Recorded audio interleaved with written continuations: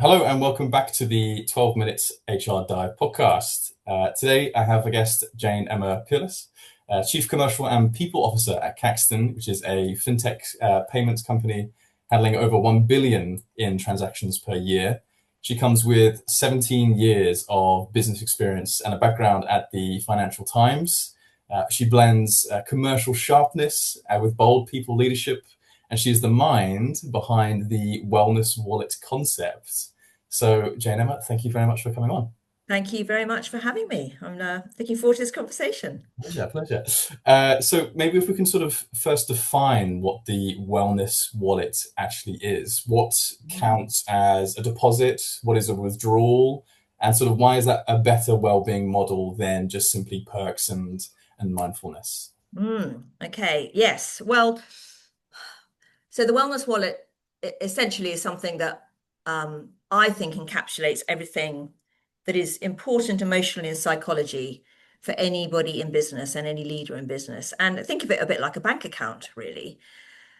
With a bank account, which everyone's very familiar with, you have your assets and you have your things that you put into your account.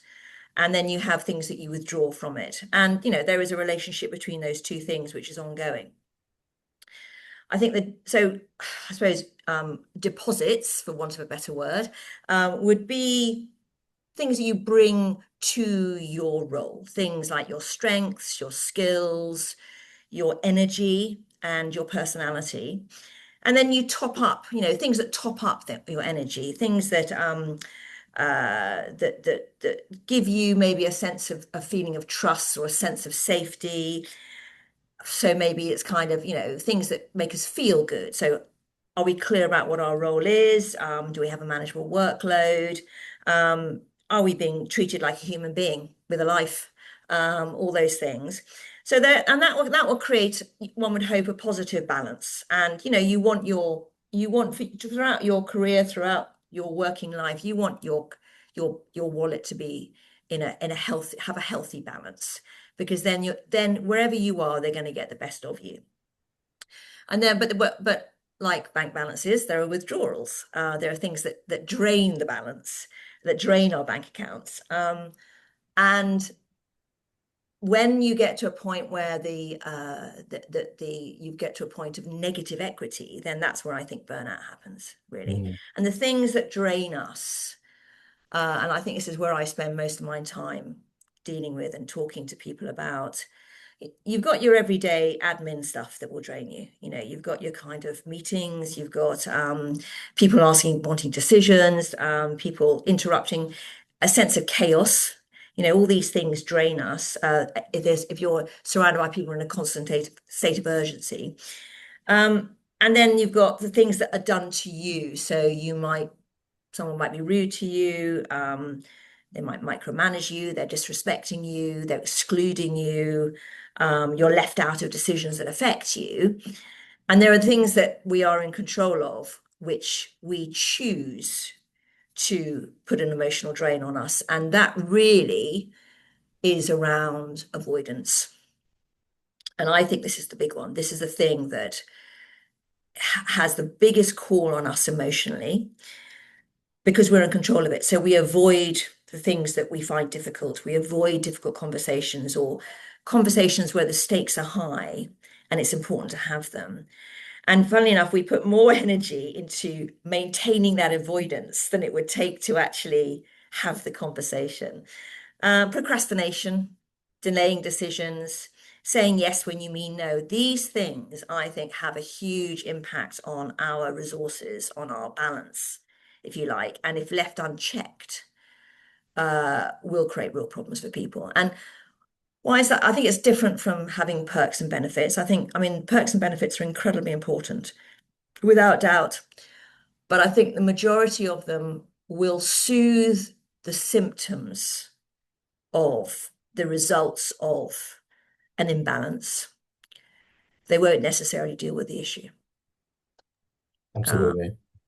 Yeah, so you talk about avoidance quite a bit there. I mean, so what does it mean on sort of an operational level or I guess an emotional level, and how does it sort of Mm, show up in practical day-to-day terms? that's a good question. I mean, avoid. I think you think of if you think of avoidance as a risky loan, if you like.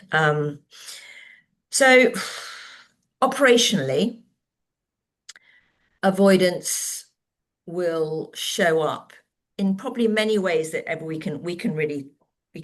relate to, because I think it happens a lot.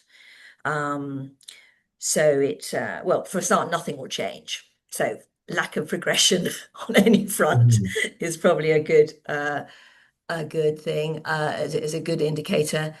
I think people will just start to withdraw. They quietly quit. Mhm.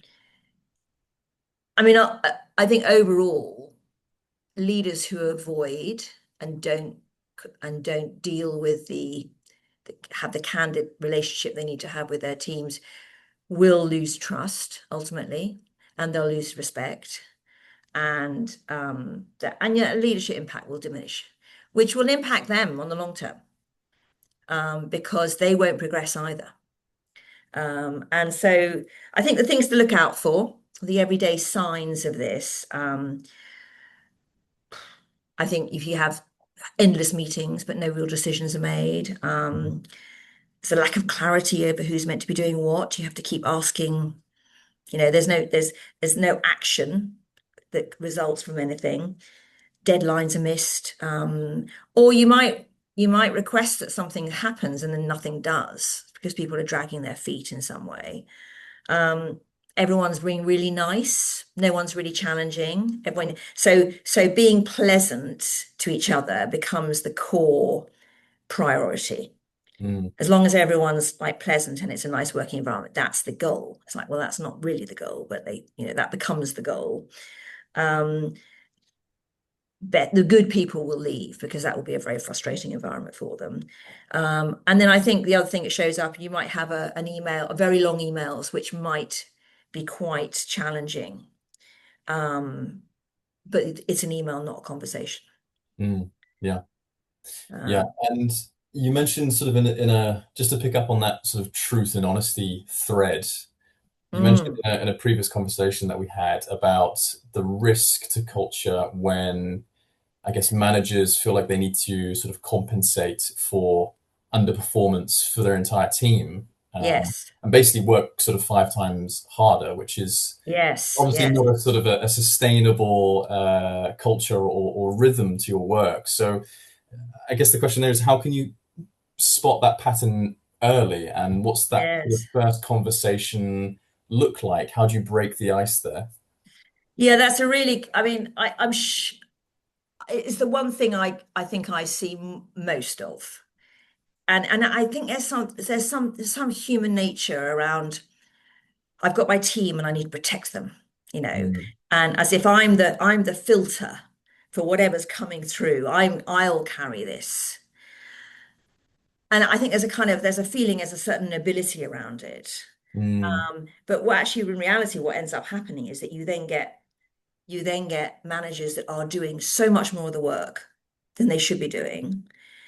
None of their team are growing. And I think this shows up by if you've got a team where you're having a lot of engagement with the manager and they're talking a lot and they are doing a lot, and you haven't really got a very clear idea about what their team does, how it's divided up, who does what, and what they're working on. Or, someone asks you, what does so and so do? You're like, not entirely sure. I know they're within that team, but it's a little bit unclear. And actually, they're never given a chance to. They're never exposed to anything more. Um, and I think that I see so much of. And I don't know if it's driven by um, a lack of capability or fear, or just a belief system. Um, what I think again, you can spot the signs really because you've got an overbusy manager that's taking on mm, everything and doesn't say no to things. mm, And certainly the kind of I think, and I do wonder sometimes whether or not, because their teams are not really growing in any capacity, it's very difficult for them to benchmark what good performance really looks like. So it's a sort of law of diminishing returns really, because if you don't know what good looks like and you're doing all the work, then actually you're too busy to really think about it. You're not giving yourself that space to Mm, reflect. And you're not actually challenging anyone. You're not challenging your team to be better. I think I would sit down with that manager and say, I've noticed, this is what I've noticed. I've noticed that you seem to be working incredibly hard. You're getting burnt out. Sometimes that's the case. Um, and I'm unclear about how you're dividing up that work amongst your team. What's going on? mm. Yeah, And just start that dialogue with them. yeah, yeah. And I guess that's kind of goes back to that concept of honesty above all, right? And I think that's Yeah. particularly important when it comes to HR. You know, in a previous conversation you and I had, you said sort of the most, uh, I guess, the best practice for HR is to always be honest, no matter what. Yeah. Um, and Yeah. that kind of leads us nicely onto our closing question here, which is that, again, also in a previous conversation, we've spoken about sort of tricky scenarios. You know, how do you communicate restructuring or layoffs? Mm. And to that, you've said previously, you can't truly reassure people, and that it's actually best just to be honest with them, even if that's quite brutal, let's be honest. So, what does good transparency look like or sound like in practice without creating panic, fear, false hope? No.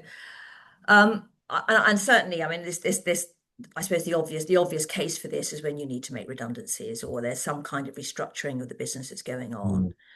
Mm, Um, the and certainly my observation is that it's there are two camps that are involved here. There's those that's going to be affected, and then those that are not going to be affected, but are being affected by the fact that they are in the midst of it all as well. mm.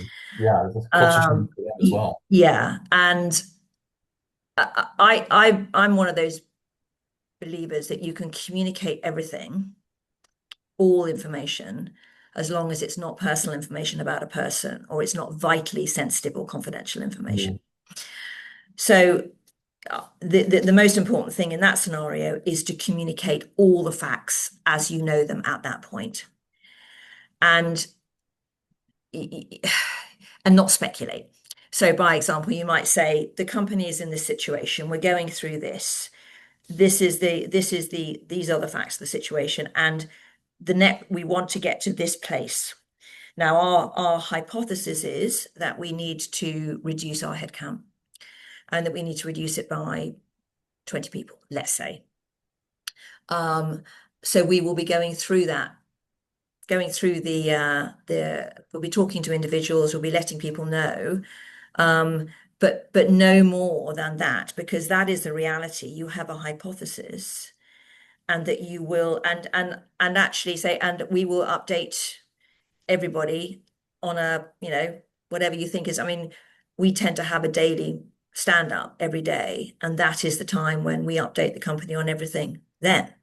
So even if there wasn't when we went through a process ourselves a while back, even if there wasn't an update, that's what we said. There's no update today. Um, and and as things happen, as decisions are made, update people on those decisions. I think people can cope with anything. They really can, as long as they know the facts and they know that you're being honest with them. Then it's the not knowing. Not knowing sends people into a spiral of anxiety. mm, Having information at hand, even if it's not pleasant, even if they don't like it, is better than not saying anything at all. So I think that's the key to it. Um, and then be very, very open with um, how you are progressing with the decision making. I mean, mm, certainly with redundancies, it depends on the number of people, but there's always going to be a lot of consultation. There's going to be a hypothesis that you're putting forward as a business case, which they have to react to. And you need to invite that reaction. and discuss it and be open to everything. And I think as long as people are treated very fairly and treated well and given a voice and given an ability to air their thoughts, their opinions, their views, Hmm. because at the end of the day, it has to make business sense. And I think people realize that. They realize that, that ultimately there's a business case behind everything here. Yeah, yeah. I guess in that sense, the communication style doesn't just change from a position of honesty, but also sort of a peer to peer rather than sort of this perceived hierarchy. And I think that kind of Yes. helps in the message of or the delivery of the message. Yes. I think that's very true, actually. And I think that goes for communication generally, Mm, you treat people very well in how you communicate with them. You're very honest. You speak personally, and you don't make any assumptions at all. mm, And I think that builds trust, actually. And trust is a real issue. I mean, I read somewhere that actually, a business of all the institutions in the world is the most high. So above politics, above media, is the mhm. most trusted, but only half of frontline staff trust the companies they work for. Yeah. Well, I mean, that's shocking, isn't it? I Absolutely, mean, yeah. so you've got 50% of the world not really trusting anybody. Yeah, yeah. And yet it is the most important thing. I mean, it's the most important thing when it comes to engage well-being. Mm, Way above perks and benefits, way above how you work, where you work, mm, pay. mm. It's trust. It's the bedrock. Yeah, yeah. And you can build trust through good communication and not avoiding having difficult conversations. I think there's a lot of people can do to improve their communication style. Um, Yeah. and there's a lot of books you can read. There's a brilliant podcast called the Jefferson Fisher podcast, Mhm, which I would recommend to everybody. He is a US defense lawyer, a mm, defense attorney, and has spun out into a kind of and does a lot on LinkedIn and has a brilliant podcast which is only 15 minutes long. So, tackling all those things about, we all talk about communication, where it's just like, well, actually, what do you say for dealing with a narcissist? What actual words do you need to use? What do you not need to, mm. really? So there's a lot out there, and it is it's fundamental to everything. Yeah. Jane-Emma Peerless, thank you very much for joining us. My pleasure. Thank you very much for having me.